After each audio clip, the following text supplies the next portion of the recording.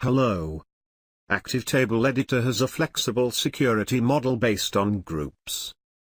The software can have multiple menus allocated to different users. Let us start by creating a new menu.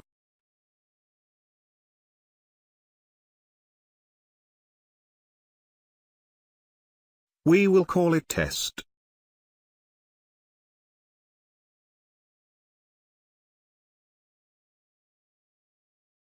Creating a new folder.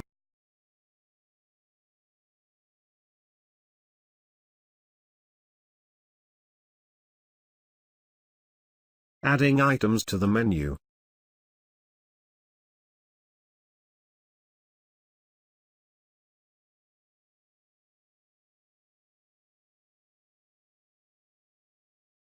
Next step is to create a user. Every user must have menu assigned.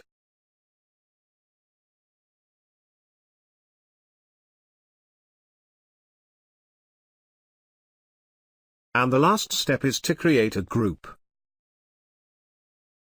Once the group is created and we can add users to it.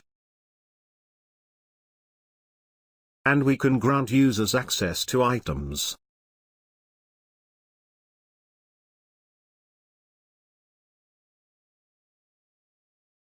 Here are various security settings.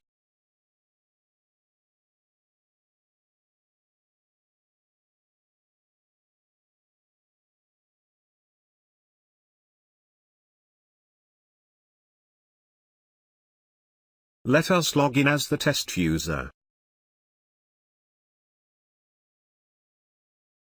The user can only see 2 items. It can only edit records but not delete or add them.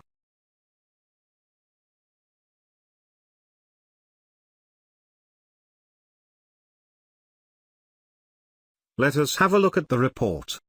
The user can run the report but only administrators can edit them. Thank you for watching our tutorial.